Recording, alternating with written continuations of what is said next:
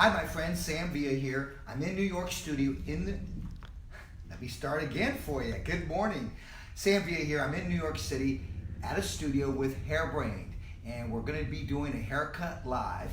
This segment is sponsored by Pivot Point, and I'm so excited because also introducing a mannequin that Pivot Point has made for me that's really special. I'll be talking about it, named after my mom, and the name is Lydia.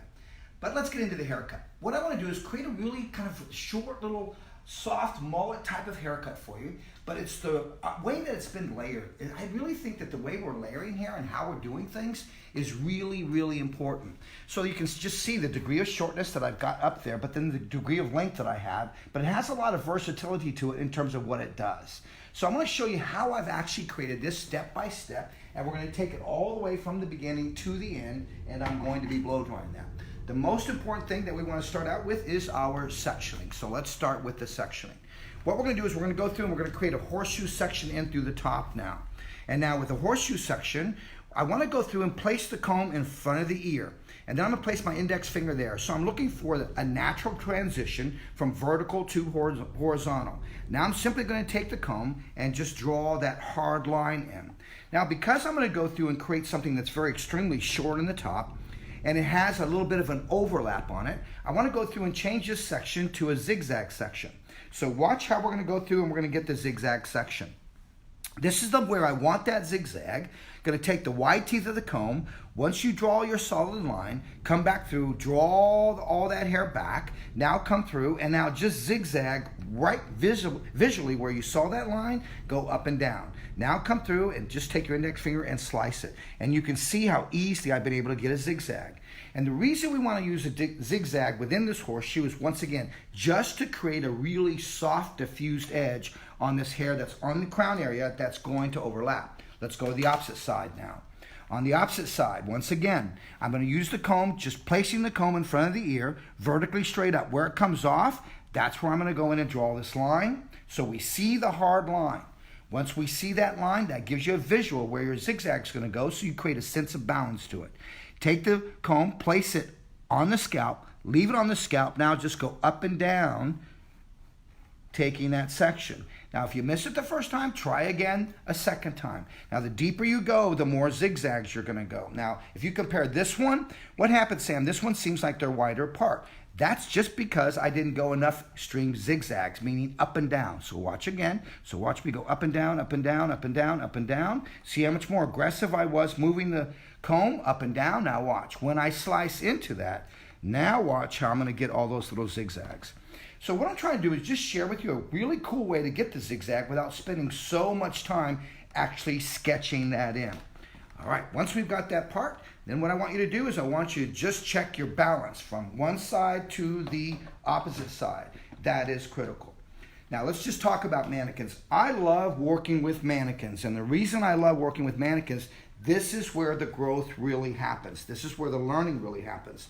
People ask me, Sam, do you work out? I said, yeah, I work out, but I work out with my mannequins. So the idea, once again, is they're a great resource for you to maximize your learning. Now what I'm going to do is I'm simply going to come through and I'm just going to check my balance on one side to the other side, especially the starting point. So I'm going to bring the right side from your view. I'm going to bring this up just slightly and just take that section out and drop that out. Now once we're here, we're ready to go through and isolate this. Sam, why are you going through and sectioning this? We're going to go through and we're going to pre-section this because of the fact we're going to detach. Every area that I'm sectioning, I'm going to detach. Now, please don't misunderstand me. What we know is very important. The past is where we learn, yet the future is where we apply it. So what I'm doing is I'm going to go through and really layer this out, and I'm thinking more like a shag in terms of when we work with shags. So I really want to extremely layer this out. So next section we're going to take is going to be right where that transitions from front to back. We're going to come through and we're going to take a section. Okay, then I'm going to come through and isolate that. Now notice the legs of the clip are going to go up. Okay, we're going to work on the opposite side and come through, and once again separating front to back. I like to simply just push that up. That allows me to naturally get that transition of front to back. Now if you have any questions, I'm here with Courtney from Hairbrained, so please feel free to ask if you have some questions. And Sam, speaking of, why diagonal sections? Diagonal sections, I think, are really important to work with because diagonal sections are softer. So when you want something soft, work with diagonal sections. But here's the interesting thing out there. Diagonal sections are the most inconsistent, meaning that it's difficult for me to keep my diagonal consistent on right, diagonal consistent to the left side. So watch what I'm going to share with you today in terms of how to layer hair, simply working with vertical elevation and horizontal cutting angle or finger angle. Okay, so you're going to see how that's going to work. So I want to save you time today in terms of being able to create a shape behind the chair. All right, so now let's go through. Now we're going to create basically what we would refer to as our nape area. But I'm going to go through and I'm going to take this nape area, I'm going to break the rules. So normally I go about the top of the ear. This season I'm going to go a little bit high. I'm going to go about halfway up and I'm going to take a curved horizontal line. Now why are you doing this, Sam? Because I want to layer more underneath, as you'll see, and then you'll see how this section here that I have in my hand is going to be my overlap. So once again, yes, it does require time to go in and section, but the reason we section is for control. That's why we're sectioning. All right, so now once I've got this, I'm ready to start cutting. So when we cut, here's what I'm going to introduce you to. Something that's very interesting in terms of the way we're going to layer this. I remember back when I first started in the industry, one of the salon owners that I worked with, he taught me to cut a bob, and he said, Sam, the first section you're going to take, you're going to cut your length. The second section you're going to cut, you're going to leave it slightly longer. The third section slightly longer. And the reason he did that, he told me if you do that, you're going to have a much more of a pliable, soft edge. We're going to do exactly that, but we're going to pretend like we're tipping that bob upside down. So we're going to reverse it. So we're going to work now, because we're going to do that, we're going to work with a 7-inch dry cutting shear, and I will, yes, use this on wet hair, but it has more weight to it, so it enables me to really get through the hair when I'm choosing to dry cut. So I'm going to come through on the opposite side now and give you a view in terms of what we're going to be doing here. So the idea, once again, is I'm going to take a center section, and because I'm right-handed, I'm going to work on the right side. If you're left-handed, start on the left side. Reason being is because you want to really start and build your confidence. I'm not a believer of starting the weak side and work to your strength. All right, so now I've got my right side. So now watch how we're going to approach this. Jose's asking if this is considered reverse layering. Yes, it's got a reverse graduation. It's not something I invented, guys. I'm a teacher. I'm a messenger. It's something that I discovered from when I was at Salon International. I saw Sassoon doing. But I'm simply going to adjust it just slightly. So watch, Jose, how it is going to be reverse, what I refer to as reverse graduation. Now watch this first section. I'm going to take this first section horizontal. Okay, so I'm starting on the inside rather than starting and creating my length. Remember, I want a very soft, shaggy mullet or moulet. I want something much softer. So Sam, since you're doing that, how short do you know to cut this first section? I know I want it short, read it. So just simply push it up. Look where it bends. You see where that bends? Where that bends, that's where I'm going to cut my guide. That's my guide. Now, some of you just panicked and thought, oh my gosh, that's so short. Watch and stay with me in terms of how I'm going to create the shape and the layers in the back here. So now I'm going to go through and I'm going to elevate this vertically straight up. And I'm going to look for that little section that I cut. So I'm going to use the comb, and I'm just going to use the comb. Do you see how that section just came out at me? Right there. Actually, let's go to a white comb. So I'm going to go right here. There it is right there. Now watch. I come up to it. Now watch it. Look at where my hand is. My hand is right up against the head in this particular case because of the degree of shortness I'm going to take there. Now watch what I'm going to do. I'm going to come through and we're going to scan that. I'm going to place the guiding blade, which is the bottom blade of the shear, on my ring finger. And now I'm going to come through, and now watch how I just stabilize that guiding blade, and now I'm just opening and closing as I go through. Just opening and closing. Now, the reason I'm scanning is because I want a softer edge there. That's what that's going to do, is give me a softer edge. Let's go to the second section. I went to a white comb so I can see my guide a little bit stronger. This is a dark level of color, so watch what's going to happen.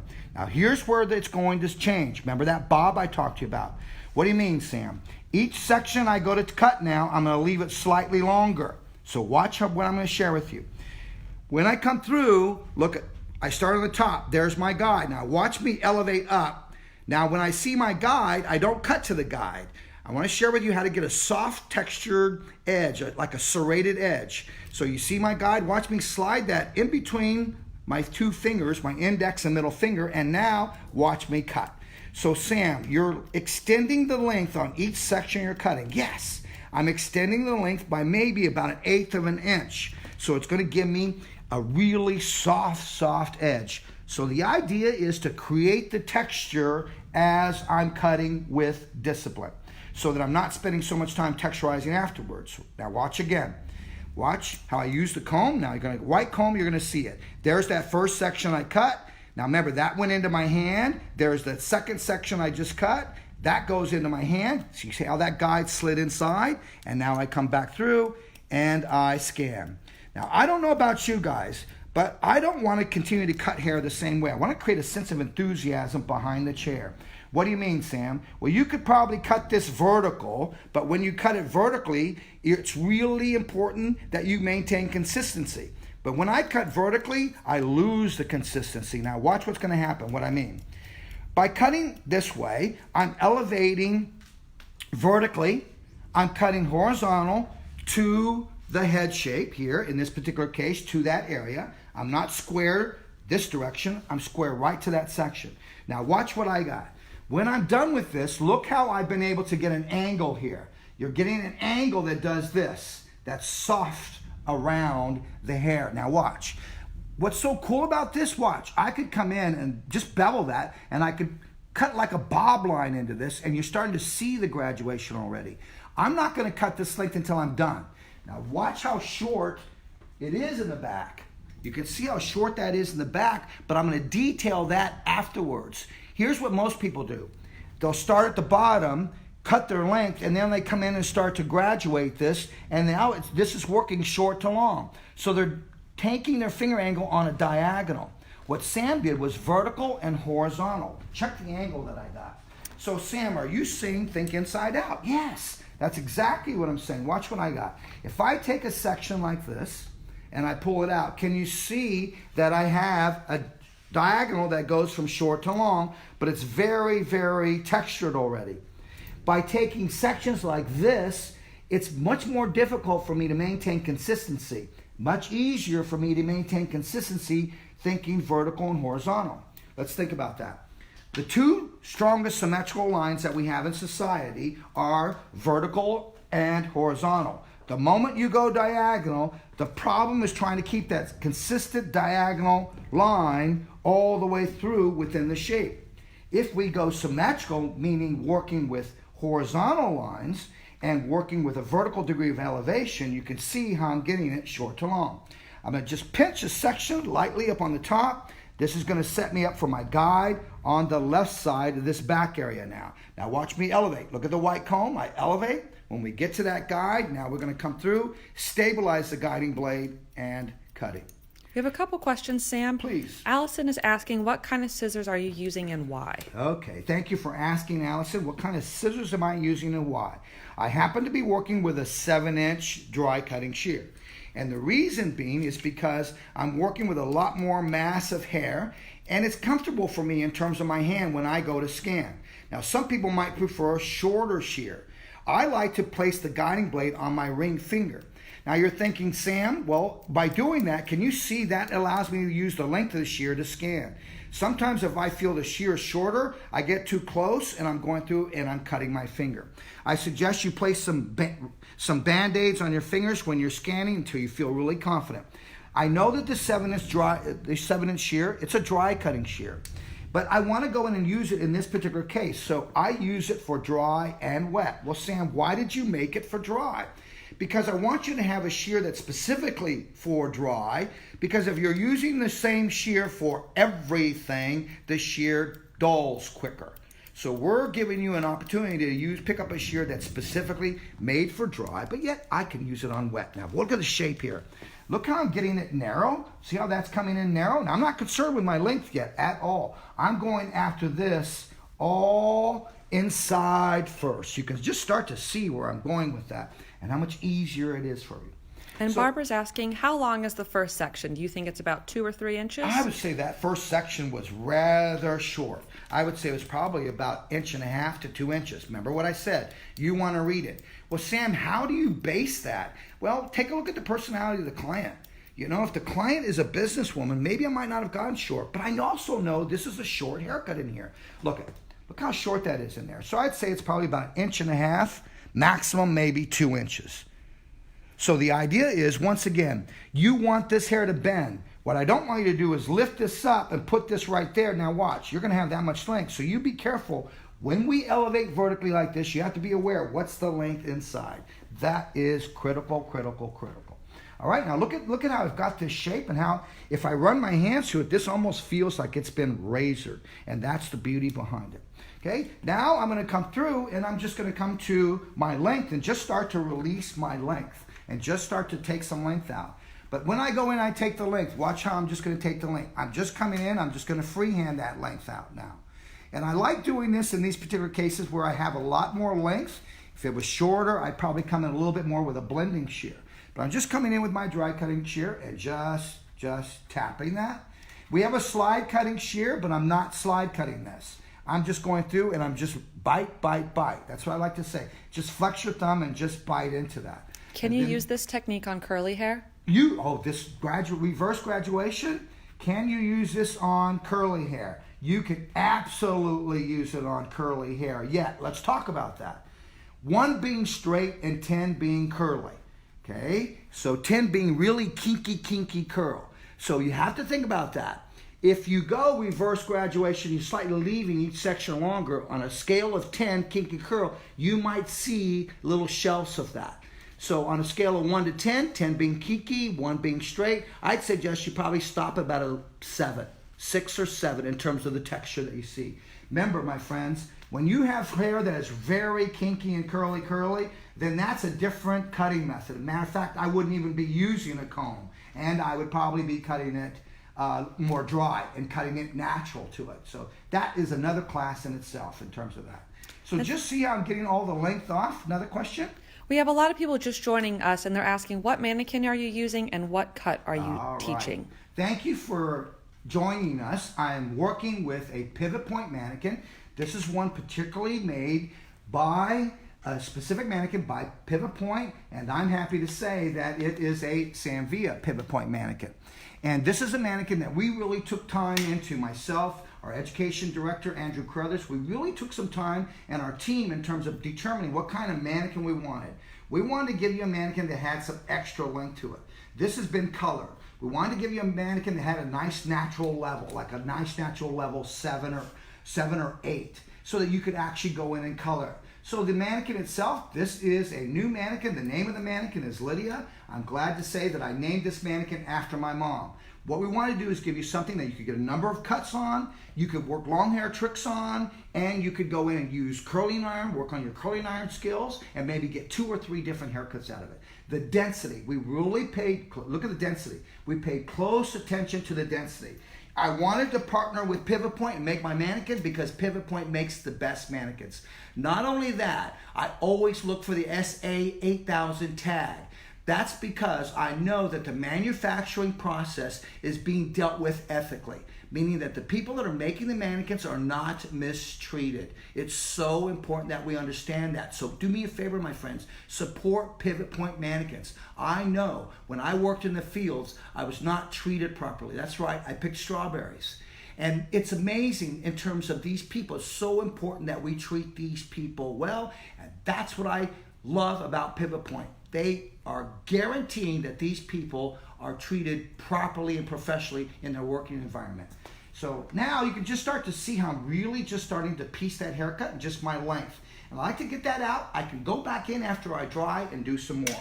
Now watch our next step. But before we do that, let's take a look and let's look at what we did in that first step. Remember, this is the sectioning that we did. So we took a zigzag section. We separate the side. I went higher in the nape this season. You can see why. So I put a lot more shortness of layering underneath. So how did the step 1 work? Step 1, we basically worked from the top. So we took our first section from the top. I was trained, takes here, for second section, third section. Bring it down, cut your length where you want it, cut your length. Remember, if you do that, what I've discovered is I'm handling this hair twice. Then I got to go back and layer it. I'm trying to get you away from moving vertical, graduating vertically, and angling diagonally. So the first section, we came up, we took it up, we created our guide. The second section, watch this, it came up, it went slightly longer than that first, and we scanned it. The third section, the same thing, until we ran out of hair. So we each section, first section, there's my guide, second section, 1/8 of an inch longer, third section, 1/8 of an inch longer, and you find you're getting a soft serrated edge. So if we look at this, there's my first section, second section, slightly longer, third section, slightly longer. So this was our first step. In terms of where were we standing, over direction, remember I wanted you to cut to the shape of the head, the width of that section, and the width of the section on both sides. Let's take a look at step 2. Let's talk about it, and then let's go do it. I'm going to jump from that back nape area that I cut. Now I'm going to jump to the front. Now watch what I'm going to do this time. Last time I started in that top. 1, guide. 2, slightly longer. 3, slightly longer. This time, watch what I'm going to do. I'm going to start on the bottom. There's my guide. My second section is going to get longer, and my third section will get slightly longer. Now, this is going to give me a little bit more length on the top, but it's going to give me a degree of softness. Let's stay right here, Courtney, and let's go and cut this one. Now, watch what we're going to do. We have a couple people asking if you could do this cut with a razor if their client had a little bit more fine hair. Would you suggest that? Oh, gosh. I'm glad that you asked that about fine hair. All right, first of all, let's talk about the razor. We know that the action of a shear, it blocks off that hair shaft. The action of a razor, it actually splices it. So I'm going to ask you, you have to think, is that hair decolorized? Can that hair shaft manage a razor? The integrity of the hair. Think about the integrity of the hair. So I always think about the fabric. Just like fashion designers understand the limits and capabilities of silk and wool, we must understand the limits and capabilities of natural curly hair, of fine hair, or thick coarse hair. So could you do this on fine hair? Yes, yet. Remember this. If I blend fine hair, I just made it finer. Remember, you blend fine hair, you just made it finer. So Sam, if I want to shag, fine hair is easy to shag. You can get that really dispersed, soft edge immediately. Yet sometimes it's too tenderly. So I would suggest sometimes you drop out the hairline, then go through and layer, then come back and now just freehand the length where you want the length and softness. That way you're not elevating the hair. Fine hair tends to get a little too overlayered in the front. So we need to drop this area. Remember, less hair here, more mass of hair in the back. So you could do it with fine hair. You could use a razor, but I would base it on density. That's what I would base it on. Thanks, guys. You're asking some great questions. All right, now watch what I'm going to do here. I'm starting at the bottom now. And watch how I'm going to get a soft edge, but I'm going to get an angle that goes short to long and short to long here without actually cutting them. So we're going to come through. We're going to elevate. Now, Sam, how high do you elevate this? You're scaring me because you're just elevating. Read it again. Just come through and just push. You know, there's many bends in there, but I'm just trying to get, where's that first bend? Oh, Sam, that's so short. Watch. Hold on, guys. Now we come through. Now watch how I'm going to use the spine of the comb, and I'm looking for that short piece of hair. There it is right there. I can see that. Once I'm there, I come through and I scan. Now watch my second section. Okay? Watch this second section. I'm going to come through, take my second section. I'm going to place 3 sections here in the front. Now this second section, watch my guide. There's my guide. Now watch me slide my hand up to the guide, but now watch me hide that guide in between the fingers. Once it's hidden, I scan and I cut. Sam, I was trained to be precise. I guarantee you guys, you're point cutting and slicing it sometime. Maybe it's after you blow dry. I don't know. But what I'm trying to do is create a soft edge immediately rather than me cutting everything blunt and then coming back in and going back in and texturizing. So it's just a matter of, once again, maximizing time behind the chair. My third section. Now watch. There, down below there, you're going to see the first section. You can see it. Now watch. Here comes my second section. You can see that. There's my second. Now watch me take that second, slide it in between my fingers. And once it's gone, and I don't see it, that's when I cut. Remember, what I'm trying to share with you is by extending each section that you cut by 1/8 of an inch, you are creating texture immediately. All right, now watch what happens. By the way I elevated, watch this. Look how I'm getting an angle that does this, okay? And then watch the softness I'm getting around the face almost immediately. It's just amazing in terms of how that works. So look at how you can just start to see that soft moulet that I'm getting. Most people might start it here and work their way to the back. I find sometimes when I do that, I get too much weight in the center. So that's why I went after that back first, and now you can start to see how things are starting to shift in. And how much tension are you putting on the hair, Sam? All right, how much tension am I putting on the hair? I tend to have a pocket in my finger angle, and allow me to show it to you, an air pocket. You can see when I put it like that up against that white background, you can see that air pocket. So I tend to overlap. That gives me a nice medium type of tension. Okay, remember, the more tension you have, the more spring back action you're going to have, the softer the edge. So base that tension in terms of the idea of what's comfortable to you so that you create a consistency in terms of the line that you're cutting. So I think that's just going to be a matter of what are your fingers like? Overlap them so you close and maintain a nice consistent tension. Going through and reading. I could read this side. Yet, watch what I'm going to teach you. I'm going to come to the opposite side that I just cut. I'm going to take a horizontal slice right here, come through, lift this up. I'm going to come through, place my comb underneath. The hair's in my finger angle. The comb goes between my ring and middle finger. I come in, I slide. There's my length. Let's get another read. That's my length. Now I come over to this side. Now watch what I'm going to do. All I do is take this and I just pull it out to that till my finger touches my thumb, and now I just come through. I cut a guide. There's my guide. Now I elevate back up to where I was, and now I come back in and I scan.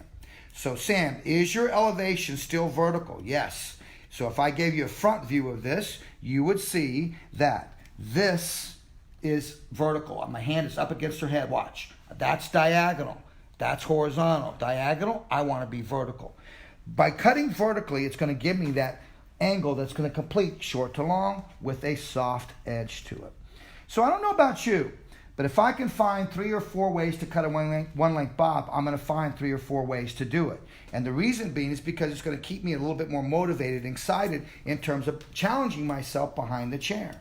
And the way that you challenge yourself behind the chair, guys, is through education.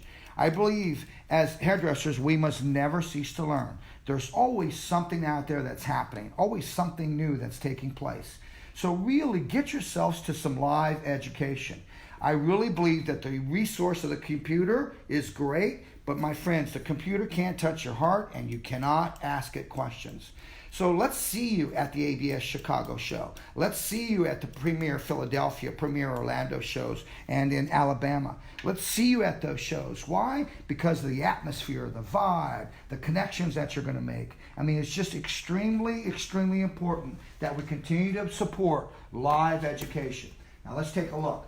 Look what's happening. You can just start to see this little shape that I'm getting here in terms of how that's working. Now, I don't check my balance and things until after I dry. When I start to dry, that's when I'm going to start to just check my balance out. All right, so let's take a look at what we just did in the side area. Let's come back over here, Courtney, and review on this. So far, I've had my nape area has been cut. Now we went in the side area. So what I did was I reversed the graduation again. Let's go back to that bob analogy. If I take this first horizontal section, I comb it down, I cut that hair blunt on the skin. I take the second section down, I leave that slightly longer, maybe point cut that. The third section, I would leave slightly longer, point cut that. That's what I learned on a bob to make it really pliable. Now all I'm simply doing is taking that same concept, but instead of bringing it down one length and leaving them longer, I'm elevating it. So watch this first section. Here it goes.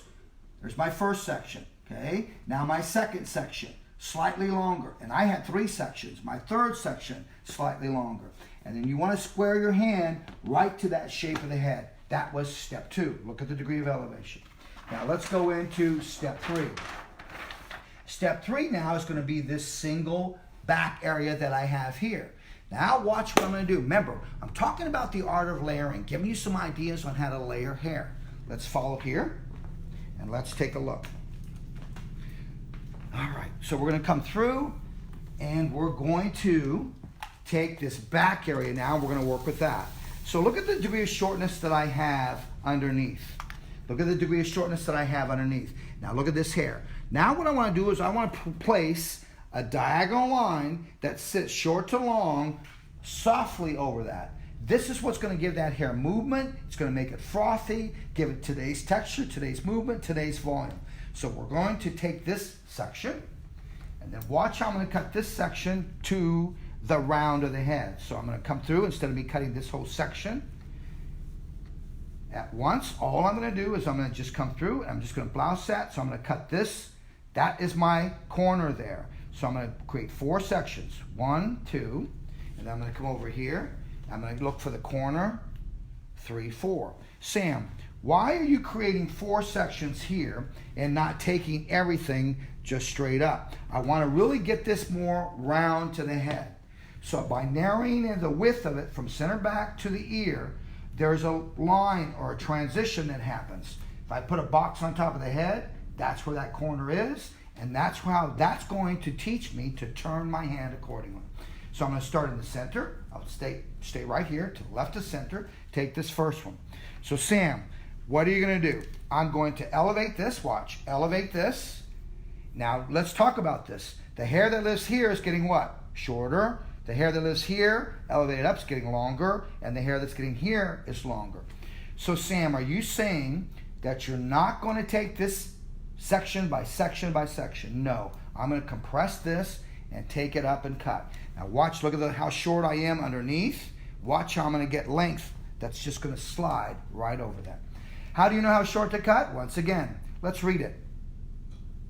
See how I just pushed that? So I'm going to cut this right there. There's my guide. Sam, that's so short to the crown area. Wait till you see what we're going to do to the top in that crown area. There's my guide. Watch how I look for it. See, there it is there. And then watch how I come to it. And now I'll come up to it. There it is there. I see it. See, and then I don't overcomb. The more I overcomb this, the stiffer the line's going to be. So I want you to start to loosen up your mindset. Remember, the comb, I believe, is what creates a lot of the problems, a lot of the issues. So it's the way or where we're combing it to. Now watch this section. Watch what I just got. Let's take a look at it. Now this falls short to long over what I just created here. And that's what's giving this just this movement and this flickiness, if you will. Let's come to the left side. I take a piece of what I just got. Sam, because it's a zigzag, isn't it going to be a little bit different? Now, like I said, loosen up your mindset. Don't overthink this. Remember, don't you go in and cut something blunt, cut precision. A lot of times in the old days, I'd cut it very precise, and then I'd come back and I'd spend maybe 20 minutes just going through and texturizing that and getting all the excess weight out. And you could just start to see, see that? Now watch. When I take my hand through that, look how floatable and how splicey that is. And we are cutting this with integrity, integrity, integrity. Okay, let's go to this. Remember, I have 2 of these sections. Here's my other section. I've already cut that front side area. Taking a section, I took a guide. There's my guide. Watch me elevate. Here, look at the comb. See, I placed the comb in my hand, almost like I glue them together. There's that guide to the left. I can see it there. Okay, my first, here, I'm not extending my sections. I'm compressing it. Sam, why are you taking that section all at once and cutting it when down below you took it section by section? It's not as big a section. I'm close to my zigzag. Let's talk about that. Think about it. Like paper, when you're cutting paper. The more paper you place into the paper cutter, the less straight the line is. It's actually going to be zigzag or it's going to curve out. So the less paper I take in a paper cutter, the straighter the line. The more mass of paper I take in a paper cutter and I close it, the line's going to kind of curve or it's going to get zigzag. So I want a soft edge here. So why should I take those fine little sections and cut everything very precise? It's just too much weight. So once again, don't misunderstand me. I will still go back and use everything I've taught. But once again, I'm a type of person where I really want to discover ways that are going to keep me enthused and challenge me to do things in a different way. Okay, and you can just start to see the shape that we're getting. Now let's take a look and talk about what we did in step 3. Okay, step 3. Here's what I did now. I'll take a green marker. Okay, I've got it right here. All right, so what I did was I divided this in half. So by doing that, what it does, it allows you to turn your hand a little bit more. So when you cut this, you cut there, now you're turning. You cut here, now you're turning. So divide this in half. It's going to give you much more control of cutting these lines so that they fall a little bit more round to it. Remember, I want roundness in that back area. Okay? So now we're going to go into step 4, which is our last step. Okay? 4 simple steps. And then from here, you can get into fringes. You can do just about anything that you want to do. All And right? Sam, real quick, before we go to step 4, we've got a lot of people just joining. Yep. Can we talk about the mannequin real quick? And I don't believe we've told our audience yet about their special discount code. Yes. All right. So this is sponsored by Pivot Point, and I'm so excited that we have partnered, Sam Via, we partnered up with Pivot Point, and we have created a mannequin specifically to really help you and grow in all skill sets. Meaning that I love to do long hair, I love to cut hair, love to braid hair, love to work with the curling irons. So what's important for all of those skill sets is making sure that I get a mannequin that has some length and good density. So what we did was we named the mannequin Lydia. It's after my mom. And we wanted to meet all of your educational needs with density, with length, etc. At Sam Via, we specifically chose to partner with Pivot Point. And there's a reason for that. Because they are the only manufacturer that goes in and actually has a process of how they build their mannequins. They're built with people that are making them being managed properly and treated properly. That's important to me. So always look for a tag that says SA8000.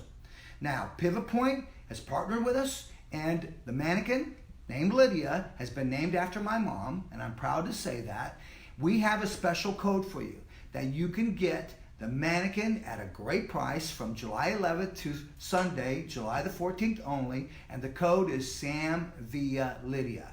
That's Sam Via Lydia, Lydia. And you can get this mannequin for a great price at thepivotpointshop.com.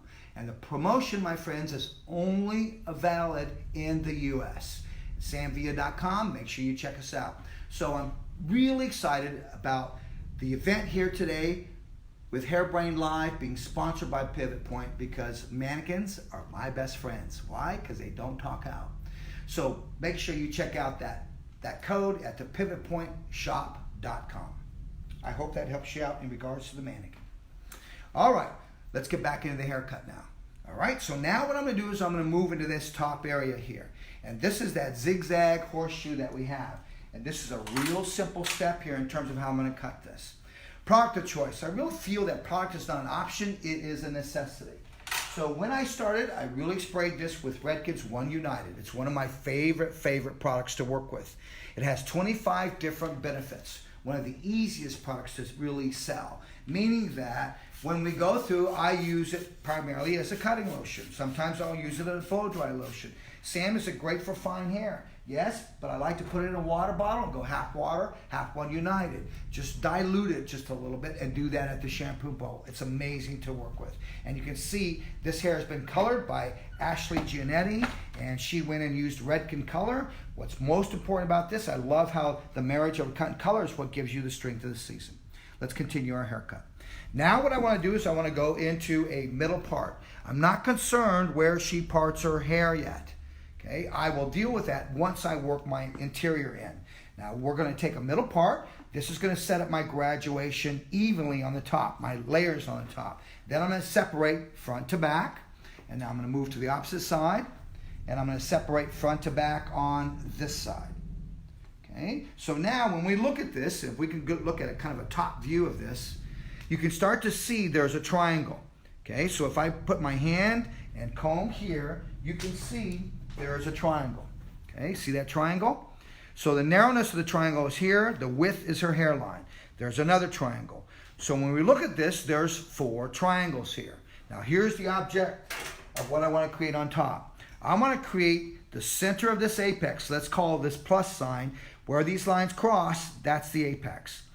From that apex, I want to create short to long. So rather than me taking bicycle spoke or pivoting my sections around and cutting vertically and angling diagonally, I'm going to use the triangle and the way I'm going to elevate as a means to create that. So let's go through. Let's start in the back area. Okay, I'm going to start in number 1. So if I take a look at this, that's the back crown area, number 1. I'm going to take number 1 to number 4. I'm going to elevate so that the center of the section I'm picking up is elevated vertically straight up. I'm not going to lay this on the scalp. Watch what I'm going to do.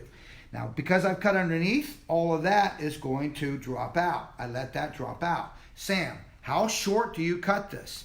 This is really simple. I suggest what you do is ask the client, what size round brush, if you're going to get volume on the top, do you work with a round brush? Yes, I do, Sam. What size do you use? Well, I use a small round brush. Then grab the small round brush, put the brush there, wrap it around. That's going to tell you how short you can take the top. That guarantees that guest that they are able to get their favorite brush around the top section. So remember, I like to base this on personality. So let's say that I've got someone youthful in my chair. So I'm really going to go for it and take this top extremely short. Sam, is there a guide? No, I'm not blending into that. That's zigzag. Look what I'm doing. Let's take a look. Give you a 3/4 turn. Look inside. See the section inside? That's going to be, you got to be aware of how short is that going to be. Now, when I bring this and cut this, let's go for it. Okay. I'm going to come through and once again, I'm going to scan, but I'm going to go deep point cut. So I'm going to point cut more into it than I am scan.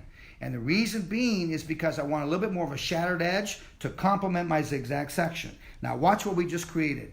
By bringing it up that way, I just created a shape that goes from short to long. But what's interesting about this is because this is a triangle, just a small amount of the hair is short. Because it's getting wider, more mass of hair is getting longer. That's what I love about this concept. Now watch what happens. Now I get length dropping over what I've created underneath. So it's almost like this whole shape has got some tiers underneath of it. Coming through, opposite side now. Now I'm in number 2. Now look where I stand. When we cut this, you want to stand center to the apex. Bring everything up into you. Then I'm going to go through and I'm going to grab that middle section as my guide. So I come through and give you a cutting angle. Okay, here. Now watch me fold. See how I fold so I can see my guide. Because it's such a big section, you're compressing it, you're not going to see the guide. Sam, I'm not comfortable taking the section all at once. Could I take it section by section and point cut into it with the same elevation? Sure you could. Do what's most comfortable for you. Yet remember, there's a reason why I'm compressing it. I gave you that analogy in terms of working with paper. The more mass of paper in a paper cutter, the less straight the line is, the softer it is. What other questions have we got out there? You got a lot of love coming in, Sam. All right, cool. Well, I hope you're walking away with something, guys. You know me, I stand before you motivated by the passion to teach. I'm not a genius, not a rock star, not an inventor, not a visionary. I'm a hairdresser who is proud to be a teacher. So I'm your messenger. I'll go find it for you and I'll bring it to you and keep it simple. I really believe that simplicity is today's brilliance. I really believe that, my friends. And what's happening with social, everybody out there is panicking on social in terms of what's happening. Well, let me just say this. Social is your new business card. Okay? Your smile is your logo. Your personality is your smile is your business card. Your personality is your logo. And when you walk away from me, the experience you had is my trademark. So I want you to think about that in relation to clients. It's so important that we understand, guys, that every person that sits in your chair is very valuable. Now let's take that valuable and make it add value. You need to add value behind the chair as a hairdresser in today's world. What do you mean by that, Sam? What I mean by that is, think about that. Price is what they pay, value is what they get. So what do you mean, Sam, in terms of, well, what value would I add? Well, how about now that I'm getting ready to blow dry this, how about if I ask the client for a phone, I place it on a small monkey tripod on my station,